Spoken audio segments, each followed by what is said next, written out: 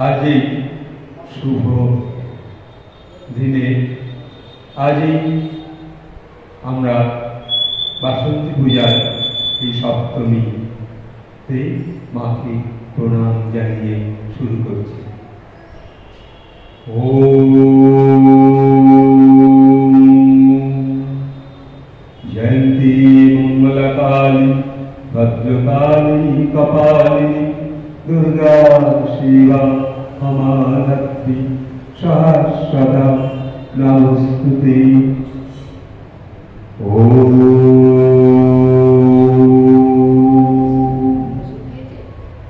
আজকে আমরা এই বাসন্তী পূজার সপ্তমী তিথিতে আজকে দিনে অন্নদা ঠাকুর আমাদের দেবী আদ্যামাকে তিনি আজ বুকে করে এই আমাদের লেবুতলা পার্কের কাছে যে আশ্রম এইখানে আজ ঠাকুর নিয়ে এসেছিলেন। আজ সেই শুভ দিন। এখানে আজ আমরা শ্রবণ করব অন্নদার ঠাকুর অন্নদার কথা ও গান দিয়ে শুরু।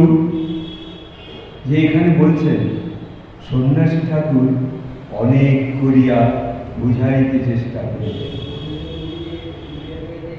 আমি কিছুতেই সেই রাত্রে তাহার কথা চাহিলাম না। আমি কিছুতেই সে রাত্রি যখন প্রভাত হইল, মস্তক মুন্ডন তো দূরের কথা, সেই দিন গঙ্গার পর্যন্ত স্নান করতে গেলাম না। সমস্ত দিন একইভাবে কাটাইয়া দিলাম, তাহার সঙ্গে তেমন হাসিয়া কথাটি পর্যন্ত কইতে পারিলাম না। কি বলছেন সেই অন্নদা? কাকে বলছেন? সেই সন্ন্যাসী। সকলে আমার ভাব দেখিয়া ভয় পাইল, ঠাকুর আবার পাগল হইয়া গেল কিনা। অন্নদা ঠাকুরের মধ্যে সেই দিন সেই বাসন্তী সপ্তমী রাত্রি। আজ সেই বাসন্তী সপ্তমী রাত্রি। এই সময় আমরা শ্রবণ করছি চৈত্র মাস। অনেক বাড়িতে ওম মা বাসন্তী দেবী আসিয়াছেন। সেই দেবী দুর্গা সঙ্গে সরস্বতী, লক্ষ্মী, কার্তিক, গণেশ রাত্রিতে শুইবার পর নিদ্রা আসিবার মাত্র সেই সাধুটির পুনরায় আবির্ভাব হল। এই যে আবির্ভাব হলো এই বাসন্তী পূজার দিন, আজকে সেই বাসন্তী রাত্রিতে চৈত্র মাসে। কথা কইতে কইতে বলিলাম, দেখো সন্ন্যাসী ঠাকুর, ফের যদি মস্তক মুন্ডনের কথা বলো, গলা ধাক্কা দিতে দিতে ঘর থেকে বের করে দেবে। দেখুন সেই অন্নদা ঠাকুর কিন্তু আর মস্তক মুন্ডন করেন, তাই তার এত বড় জটা, সেই যে সারা শরীর বেয়ে যেন তার শিব জটার মতো জটা লাগছে। তাই এই বসন্তকালে যে দেবী দুর্গার পূজা করেছিলেন, প্রথমে কে করেছিলেন? শ্রীকৃষ্ণ, তার সেই গোলক ধাম। আবার মধুকৈটবকে তাকে পরাজিত করবার জন্য বিষ্ণু এই দেবী বাসন্তী মাকে পূজা করেছিলেন। আবার ত্রিপুরা যে অসুর, সেই অসুরকে আরো বেশি তাদের যুদ্ধে জয় করবার জন্য তখন মহাদেব করেছিলেন। আবার বেত্তাসুরকে বধ করার জন্য ইন্দ্র সেই মায়ের পূজা করেছিলেন। তো মায়ের তো অনন্ত রূপ, সেই নবদুর্গা। সেই নবদুর্গায় মাকে আমরা যেমন শৈলপুরী, চন্দ্রঘণ্টা, মহারাত্রি ব্রহ্মাণী কুসুমাণ্ড স্কন্দ মাতা। এই যে স্কন্দ মাতা, মায়ের যে এই 9টি রূপের মধ্যে কাত্যায়নী, কালরাত্রি, মহাগৌরী, সিদ্ধিদাত্রী, এই যে মায়ের যে হৈমবতী, এই বিভিন্ন নাম, তার মধ্যে যদি সকল শিশু এবং যাদের মধ্যে বিদ্যা অর্জন করবার ক্ষমতা যাদের কম, তারা যদি ওই স্কন্দ মাতা, এই নবদুর্গার মধ্যে এই স্কন্দ মাতা, তিনি হচ্ছেন বিদ্যাদাত্রী। সেই দেবী সরস্বতীর মতো তার সেই আরো শক্তি। এই স্কন্দ মাতাকে যদি পূজা বা স্মরণ করা যায়, তাহলে শিশু থেকে বড় পর্যন্ত সকলেই কিন্তু সেই বিদ্যাকে অর্জন করতে পারে। কোন বিদ্যা? ভাগবত গীতার ভাবনা, জ্ঞানের ভাব, সমস্ত বেদ বেদান্ত, তারা সব কিছু করতে পারবে ওই দেবী স্কন্দ মাতা নবদুর্গার মধ্যে। এইরকম সন্ন্যাসী ঠাকুর তখন শুষ্ক মুখে বললেন, আর মস্তক মুন্ডন করব না। ঠাকুর অন্নদা ভাবছেন, শুষ্ক মুখে অমৃতা আবৃত্ত করিতে করিতে ঘর হইতে বাহির হইয়া গেলেন। আমি ঘুম ঘরে স্বস্তির নিঃশ্বাস ফেলিয়া ভাবিলেন, এই যাত্রার মতো বোধ হয় ঘাট থেকে ভূত নেমে গেল। কে ভাবছেন? অন্নদায়। তারপর দেখছেন, ও মা, দেখতে দেখতে এ আবার কে? কে সেই ইনি যে দেখিতেছি যেন স্বয়ং ঠাকুর রামকৃষ্ণ পরমহংসদেব। সেই তার মধ্যে, সেই সন্ন্যাসীর মধ্যে দেখছেন, যিনি তাকে বকাবকি করলেন, তাকে দেখছেন যেন সে স্বয়ং রামকৃষ্ণদেব।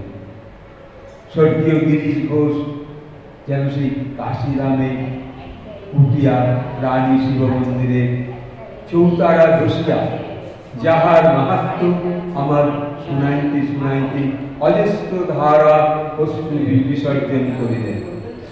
সেই যে অশ্রু বিসর্জন করছেন শিব মন্দিরের কাছে বসে, যে মহাত্মা আমার শুনাইতে শুনাইতে অজস্র ধারায় অশ্রু বিসর্জন করছে। কোন মহাত্মা? যেন সেই ঠাকুর শ্রীরামকৃষ্ণ পরমহংসদেবের মতো তার সেই রূপ। এবার যিনি আমার প্রিয় বিশ্বজয়ী বিবেকানন্দের প্রাণের দেবতা, সাধনার ধন ভক্তিমান রামদত্তের একমাত্র ইষ্টদেব, সাধু নাগমাশয়ের অদ্বিতীয় প্রাণবল্লভ, রানী রাসমণি ওম পূজার সাধক ব্রহ্মানন্দের ধর্মপিতা শিবানন্দ, শারদানন্দ, প্রেমানন্দ, যোগানন্দ প্রভৃতি মহাপুরুষ দিগের সাক্ষাৎ ভগবান। তিনি যে আজ সেই দিনহীনের কুটিরে যেন সশরীরে উপস্থিত হয়েছে। তাহলে দেখুন, এই দিন, এই যে বাসন্তী পূজার দিন রাত্রিতে চৈত্র মাসে ঠাকুর দর্শন করছেন, ঠাকুর নিয়ে আসছেন সেই মাকে, দেবী আদ্যামা।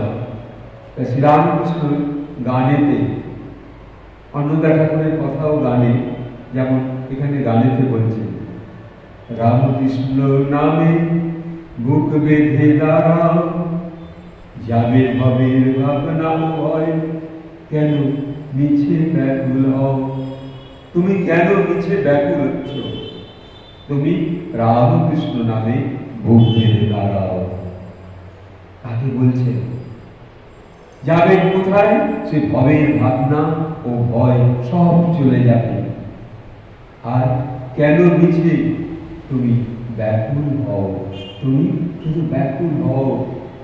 পোহাবে তোমার মোহ নিশা, ঘুচে যাবে পাপ তৃষা, সে মোহ নিশা সব ঘুচে যাবে।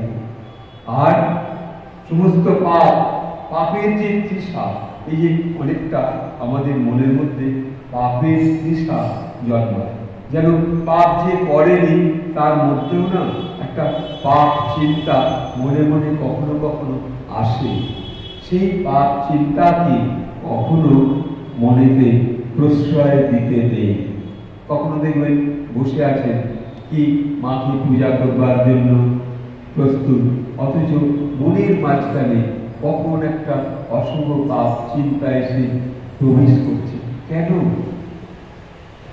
সেই সময় মায়ের কাছে প্রার্থনা করা, মা তুমি এই কোনো পাপ চিন্তা আমার মনের মধ্যে এনে দিও না। তাই বলছিলেন, কেন মিছে মায়া পাশে বদ্ধ হয়ে দগ্ধ হও, ওমর দূরে যাবে বিপুল দ্বন্দ্ব, মিটে যাবে সব মনের আনন্দ। তাহলে সেই সমস্ত বিপুল দ্বন্দ্ব, রিপুর যে দ্বন্দ্ব আমাদের মধ্যে না, রিপুর দ্বন্দ্ব, যে কাম ক্রোধ লোভ, তাদের মধ্যে একটা দ্বন্দ্ব। কাম ভাবে আমি এগিয়ে যাব, ক্রোধ ভাবে আমি এগিয়ে যাব, লোভ ভাবে আমি এগিয়ে যাব। কিন্তু সেই মায়েরকে যখন আমরা সঙ্গে দিই তখন কাম এগোতে পারে না, লোভ এগোতে পারে না, আবার ক্রোধ এগোতে পারে না। তাই বলছে ওমর দূরে যাবে বিপুল দ্বন্দ্ব, মিটে যাবে মনের সন্দেহ, মনের সব সন্দেহ মিটে যাবে। কেন? মা এসেছে অন্তরে। তখন সে রামকৃষ্ণ গান গাইছে, থাকবে না আর অজ্ঞানানন্দ, সর্বানন্দে ডুবে যাও, থাকবে না আর জ্ঞানানন্দ, সর্বানন্দে ডুবে যাও, কেন মিছে মায়া পাশে বদ্ধ হয়ে দগ্ধ হও। সবচেয়ে আনন্দময় চিরদিগমন রয়ে, সে আনন্দ পারাবারে ডুবিয়ে দাও। সেই আনন্দ পারাবার কি? যেখানে কাম ভাব নেই, লোভ নেই, ক্রোধ নেই। মাকে বলেছি, মা তুমি এইগুলো আমাকে মিটিয়ে দাও।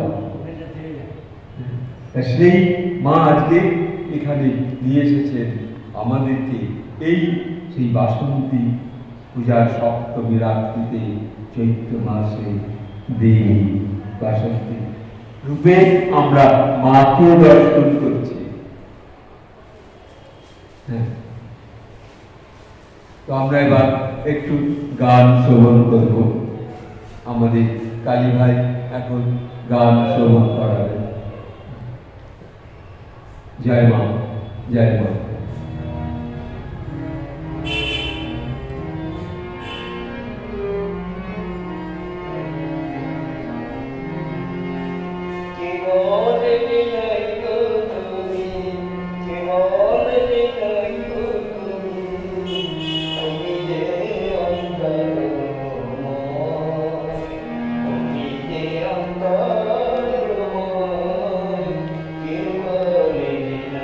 তুমি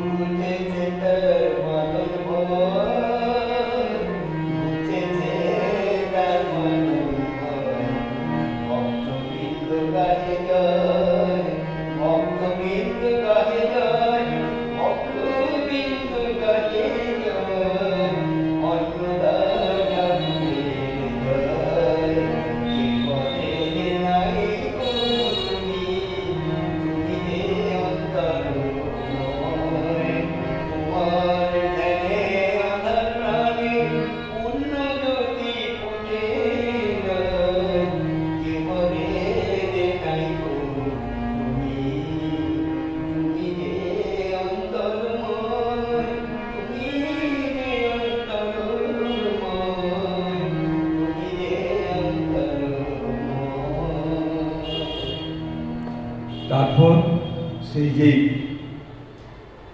প্রভাতে অন্নদা ঠাকুর উঠলেন, তারপর দেখছেন ঠাকুর যেন আমাকে বলছেন, অন্নদা তুমি ওঠো। সেই সময় হয়েছে কোথায়? ইডেন গার্ডেনের সেখানে সেই পাঁকুর গাছ আর নারিকেল গাছ একযোগে উঠেছে। তার নিচে যে মূর্তি পাবে সেটি নিয়ে এসো, 3 জন ভক্ত সঙ্গে করে নিয়ে যেও, আর তুমি মৌন অবলম্বন করে দিও। মূর্তিখানি যতদূর সম্ভব গোপন করে রেখো। এই সেই মায়ের আদ্যা মায়ের মূর্তি। সেই যে বাসন্তী পূজার সপ্তমী রাত্রিতে প্রভাত হতে সেই যে অষ্টমী পূজা শুরু হবে, তখন তাকে নিয়ে আসবে অন্নদা ঠাকুর। ইডেন গার্ডেনের সেই পাকুর গাছ আর নারকেল গাছের একযোগে তার নিচে যে একটি জলাশয় হতো, সেইখান থেকে নিয়ে আসবে। 3 জন ভক্ত গেছে, আর অন্নদা ঠাকুর মৌন অবস্থায় নীরবে মাকে কোলে নিয়ে আসছে। সেই মূর্তি গোপন ভাবে রেখেছে। সেই মূর্তির যে রূপ আজকে এখানে এসে প্রতিষ্ঠা হয়েছে। বাগানের অগ্নিকোণে দিয়া প্রবেশ করিয়া নির্দিষ্ট স্থান খুঁজিতে খুঁজিতে হাইকোর্টের সম্মুখ ভাগে যে রাস্তার ঝিলের উপর দিয়া একটি পুল আছে, সেখানেই আসিয়া সকলে পৌঁছিলাম। এবং তথায় ঝিলের গায়ে স্বপ্ন নির্দিষ্ট পাখি ও নারিকেল গাছের সংযোগ, এবং দৃষ্টিগোচর হইল আমরা সকলে শুষ্ক মুখে শুষ্ক কাঠের সাহায্য একটু স্থান পাতি পাতি করিয়া তুলিলাম। বৃক্ষ কৌটায় পর্যন্ত দেখিতে বাকি রাখিলাম না। যা হোক, অনেক পরে সত্য কিঙ্কর রায় বলিল, বোধ হয় এই মূর্তি জলের মধ্যে আছে। তখন সূর্যদেব উঠিয়াছেন, যেন সেই জলের মধ্যে যখন সূর্যের আলোর রশ্মিটা পড়ছে, তখন একখানা কাঠ দিয়া জলে খুঁজিতে খুঁজিতে আবার মুখের দিকে একবার তাকাইতেছে। আমি বুঝিলাম নিশ্চয়ই মূর্তির সন্ধান পাওয়া গেছে। তখন আমি আইনের কথা ভুলিলাম, ভালো মন্দ বিচার করিয়া একেবারে জলে পড়িলাম। জলে হাত বাড়াতেই হাতে ঠেকিল, আহা কি সুখস্পর্শ, কি পূর্ণস্পর্শ! জলের ভিতর মূর্তিটি যেন মাটির উপর বসানো ছিল। আমি ক্ষিপ্ত হাসতে মূর্তিখানি তুলে লইলাম। আহা কি রূপ মায়ের, কি উজ্জ্বল সেই মধুর মাতৃ মূর্তি!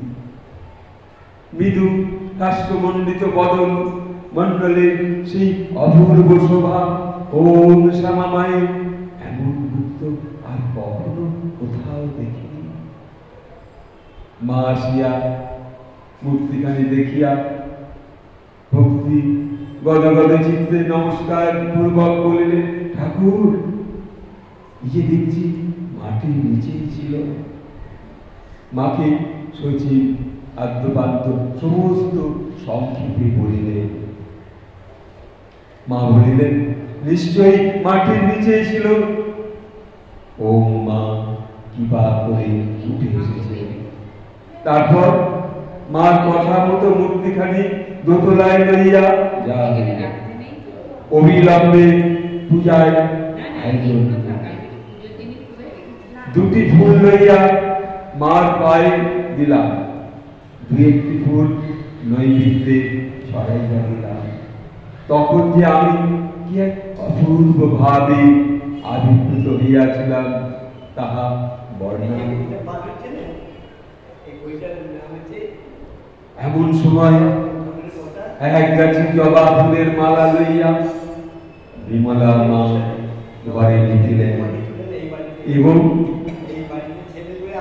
আমাকে সম্বোধন করিয়া সজল নয়নে বলিলেন, ঠাকুর ঠাকুর আমি মালাটি কেটেছি, মাকে পরিয়ে দিই। বিমলা মা, জ্যোতির্বাবু স্ত্রী, আমি বন্ধু স্ত্রীকে মা বলিয়া সম্বোধন করি। মায়ের পিছনে মা যোগ করিয়া তাহাকে বিমলা মা বলিয়া ডাকিতাম।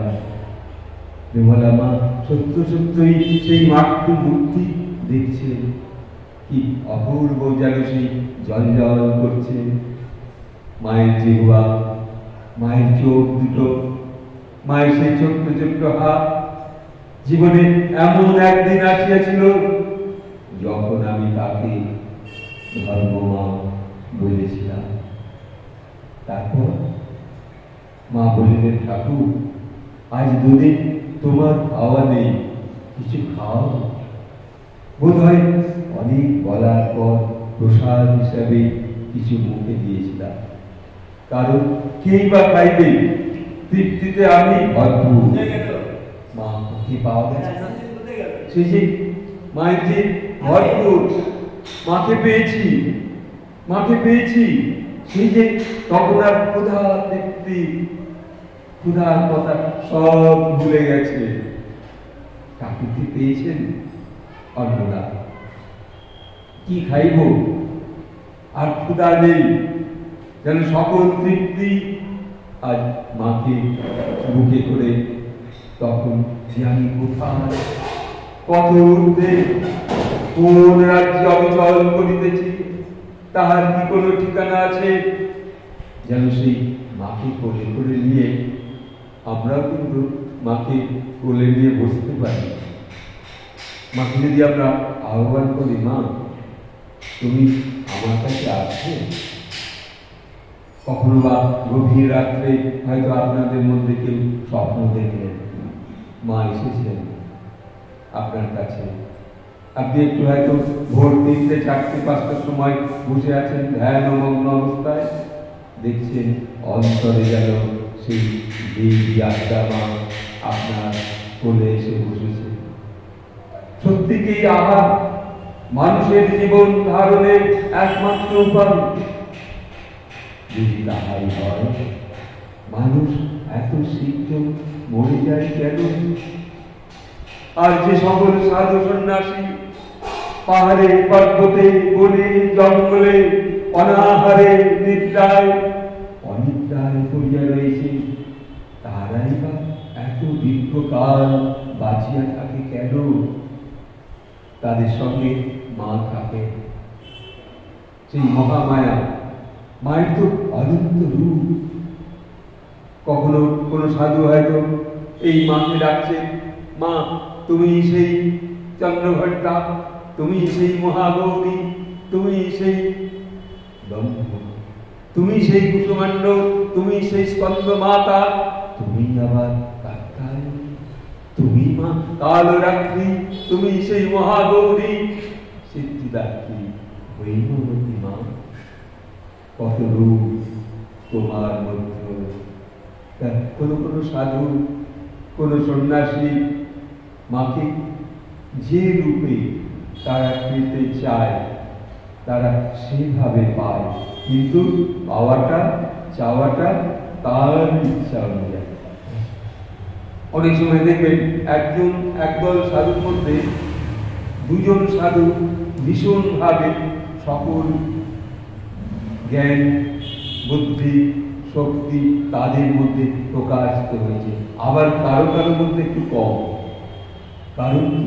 কারণ হচ্ছে তারা সেভাবে মাকে গ্রহণ করতে পারেনি, মায়ের জন্য কাঁদতে পারেনি, মাকে বুকে চেপে ধরতে পারেনি, তাই তাদের মধ্যে একটু কম অনুভূতি।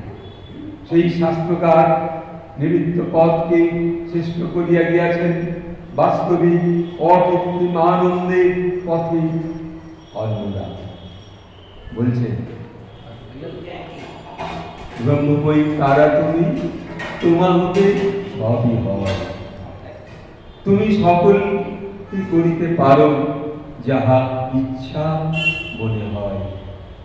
আছো তুমি বিশ্বজোড়া, তাই সর্ব ঘটে হেরি তারা মাগো সৃষ্টি স্থিতি প্রলয় কর্ত্রী তোমারই সব কয় বেদ বেদান্ত না পায় অন্ত তুমি অন্ত অনন্ত অসীম মাত্র এ দাস তব পদানত যেন পদপ্রান্তে সদা রয় এই করমা অন্তে কালী আমার শ্বাস যেন এই নামে বয়।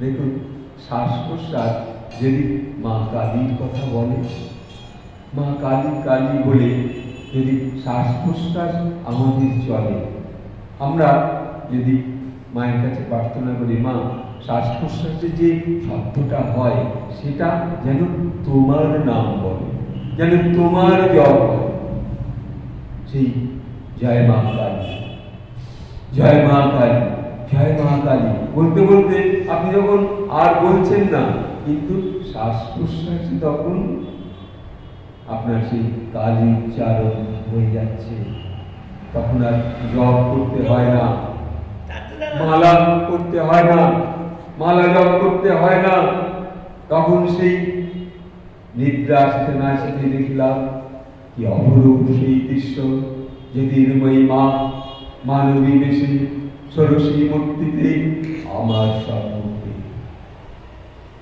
মুখখানি প্রেম মহাদৈব জ্যোতি পরিপুষ্ট, পরনে রাঙা পাড় শাড়ি, কপালে সিঁদুরের টিপ, পায়ে আলতা পরা, হাতে মাত্র দুগাছি লাল শাখা, হাসিতে হাসিতে কাছে আসিয়া দাঁড়াইলেন।